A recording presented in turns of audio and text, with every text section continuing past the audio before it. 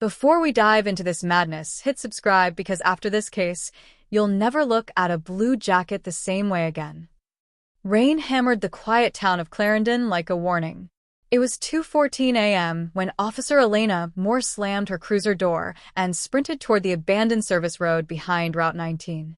Dispatch had reported a hit-and-run, but by the time Elena arrived, it was clear this was no accident. A black sedan sat in the mud, engine still running, headlights slicing through the darkness. The driver's door hung open. On the ground next to the car lay a wallet, a shattered phone, and a single footprint crushed into the wet dirt, a boot print pointing away from the road and into the forest. But the strangest detail wasn't the scene. It was the lone piece of clothing left behind, a blue jacket neatly folded on the passenger seat, untouched by rain. The victim, 37-year-old accountant Mark Hensley, was nowhere to be found. Elena radioed for backup, scanning the treeline as if the woods were holding its breath. The jacket didn't fit the narrative of a panicked driver fleeing a crash. It felt staged, deliberate, too clean for a night this messy. By dawn, Clarendon PD had set up a perimeter.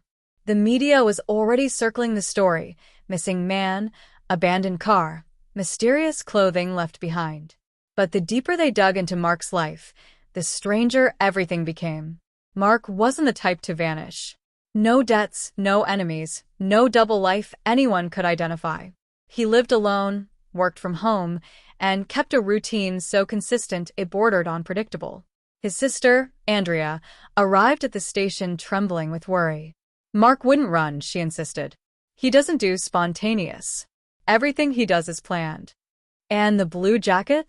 Elena asked gently. Andrea's expression tightened. That's not his. Those 4 words shifted the entire case. The forensics team combed through the car. No signs of forced entry. No fingerprints on the jacket. No blood. Nothing that hinted at violence, yet everything suggested Mark had been taken. Or lured. When investigators pulled surveillance footage from the gas station Mark visited 30 minutes before he disappeared, they struck gold and confusion.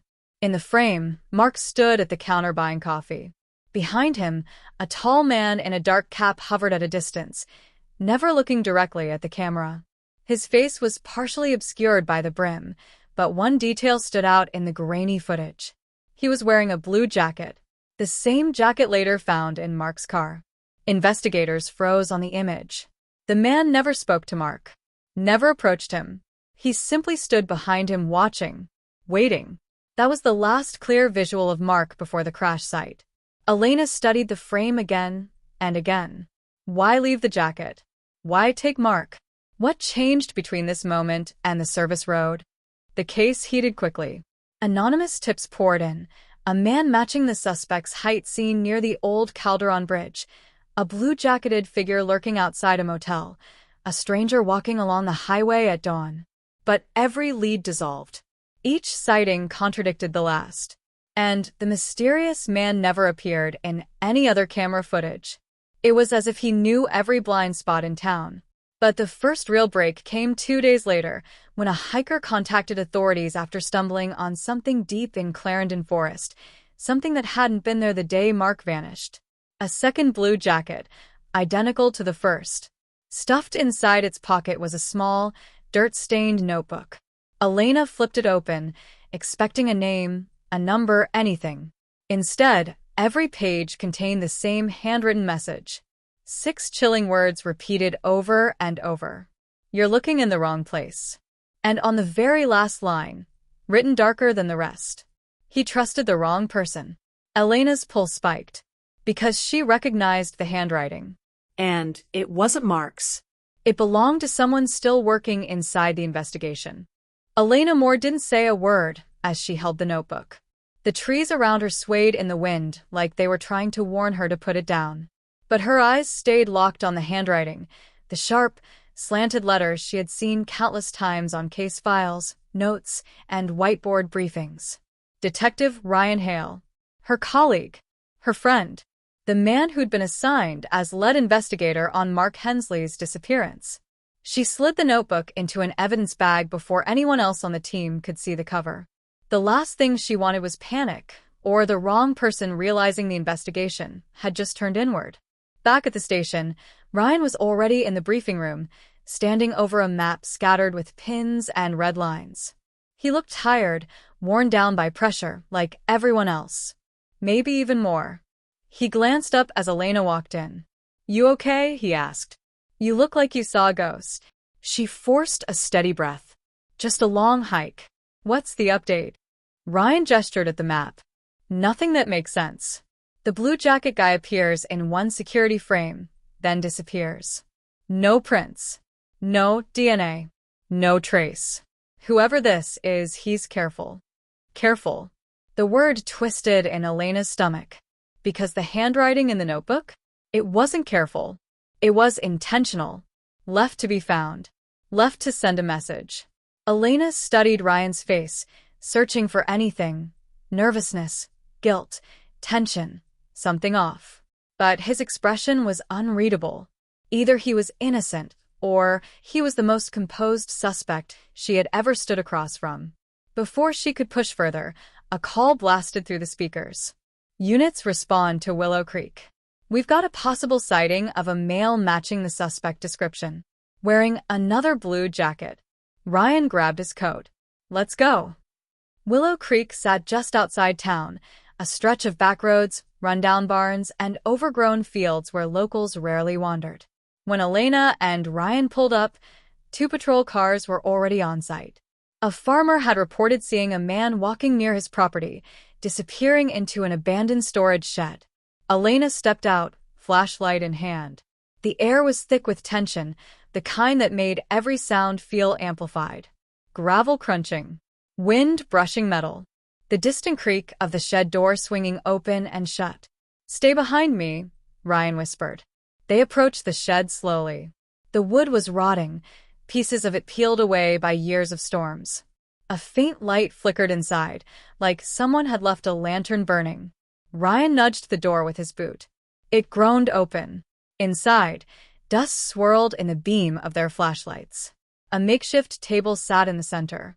On top of it lay a stack of photographs. Elena stepped forward, her heart rising to her throat. The photos were of Mark, standing in line at the gas station, talking to a neighbor, walking to his mailbox, getting into his car. All taken from a distance. All taken without his knowledge. "These weren't captured by a random stalker," Elena muttered. "These angles, they're surveillance style." Ryan picked up one of the photos. "Someone's been watching him for weeks." Elena swallowed hard. Or someone wanted it to look that way. Before Ryan could respond, the patrol officer outside shouted, "Movement." Behind the shed, both detectives bolted through the back door. A shadow darted across the field, heading toward the tree line. Tall. Fast. Wearing a blue jacket that glowed in the moonlight. "Stop. Police." Ryan shouted. The figure didn't slow. He raced into the woods, branches snapping under his feet. Elena sprinted after him, but the terrain was uneven. Mud sucked at her boots. Darkness swallowed her path. Then, silence.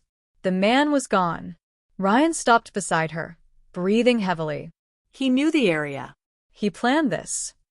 When they returned to the shed, something new sat on the table, something that hadn't been there minutes earlier. A small audio recorder. Ryan frowned. "Did you put that there?" Elena shook her head. Ryan pressed play. A distorted voice crackled through the speaker. Calm. Controlled. "You're chasing the wrong man." A pause. "You should ask your partner why Mark trusted him." Elena felt every muscle in her body tighten. The recording ended with a soft sound, a metallic click. A lock closing. Ryan's jaw clenched. "They're trying to turn us against each other." But Elena couldn't shake the thought. What if that was the point? What if this entire case was built to pit them against each other while the real motive stayed hidden? Before she could speak, her phone buzzed violently. A text message from an unknown number. A single line. "Check Mark's bank records. Start 3 months before he vanished." And attached a photo. Mark, terrified, sitting in a dim room. And standing behind him, only visible from the shoulders down, was someone wearing a police badge. Elena stared at the photo on her phone, her hands trembling. The dim light from the station's overhead fluorescence cast harsh shadows across her face. Mark's eyes were wide with fear, fixed on someone who wasn't in the frame, someone she now recognized from the badge, Ryan. Her stomach sank as the pieces started to align in a way she had refused to see. Ryan Hale, her partner, her friend, the man she trusted most in the force, was the key to the entire nightmare. She backed out of the evidence room, keeping the phone close. Every instinct screamed that Ryan could be watching, listening. He had been the one leaving subtle breadcrumbs, controlling the investigation, diverting attention while Mark Hensley's life unraveled somewhere hidden. And now, 3 months of surveillance, shadowing, and cryptic messages all made sense. Mark hadn't vanished randomly. He had been manipulated, trapped. Elena needed proof. She had to act fast. She drove to Mark's apartment, the rain now a relentless downpour, streets slick and reflective. The building looked abandoned in the dim morning light, but she noticed something strange. The security camera at the entrance had been smashed. Whoever had done this wanted total control. Whoever had done this was still close. Inside, the apartment was empty.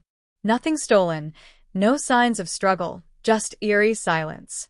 But the air was thick with an almost tangible tension. Elena moved to Mark's desk. Hidden beneath the papers, she found a folder labeled Ryan Financials. She opened it. Inside were Mark's bank statements, showing large, unexplained withdrawals. At first glance, they appeared normal, but a closer look revealed transfers to untraceable accounts, coded entries, and a pattern that matched Ryan's work schedule. Every withdrawal occurred on a day Ryan had been on duty elsewhere. The betrayal wasn't just personal, it was calculated, meticulous, and predatory. Suddenly, her phone buzzed again. Another message from the unknown number. He knows you're close. Leave now or join him. A shadow crossed the hallway. Elena turned sharply. Ryan emerged from the darkness, blue jacket unzipped, badge gleaming, hands raised in mock surrender. But the glint of a knife in his coat pocket betrayed his calm. Elena, he said softly, almost mournfully, you should have stayed out of this. Mark is alive, she said carefully. I know everything. The withdrawals, the surveillance it ends tonight. Ryan's lips curved into a cold smile. Ends tonight? No, it's just beginning. Mark trusted me, and you're going to learn why. Before Elena could react, Ryan lunged toward the hidden room she'd spotted earlier, a makeshift basement concealed under the living room rug. She followed, heart hammering, flashlight beams shaking across damp concrete walls. The basement door was locked, but a key dangled from a hook on the wall nearby. Elena snatched it, heart racing, and turned the lock. The door creaked open. Inside, the fluorescent lights flickered, revealing Mark. He was alive, bound to a chair, face bruised but defiant. And across from him stood another figure she hadn't expected, a man wearing the same blue jacket from the initial sightings, this one with his face partially masked. Ryan's voice echoed from the doorway. Meet my partner in opportunity. We never planned to hurt him, at least not yet. But control is everything. Elena didn't hesitate. She grabbed a heavy metal pipe, swinging it with all her strength. Ryan stumbled back. The masked man lunged, but she dodged, yanking Mark free from his bindings. Sirens wailed in the distance. Someone had called 911 during the commotion. The masked accomplice panicked, vanishing into the shadows, leaving only the blue jacket behind. Mark sank into Elena's arms, trembling. I knew someone close would betray me. I just didn't think him. Ryan, cuffed by arriving officers, glared with pure hatred. This isn't over, you think you've won, but the game is far from finished. Weeks later, Mark recovered, the blue jacket evidence preserved, the accomplice never found. And though Ryan went to trial, the notebook, the recordings, and the photographs hinted at a deeper network, a conspiracy carefully orchestrated by people who could vanish in plain sight. The final twist came quietly. Elena, sorting through the recovered files, discovered one last photograph, taken weeks before Mark disappeared. It showed Mark and someone else, smiling, A third figure looming behind them, hands visible from the shoulders down, wearing a police badge. Not Ryan. Someone else. Someone still free. The screen fades to black. If you think this story was intense, you're not ready for the next one, hit subscribe so you don't miss it.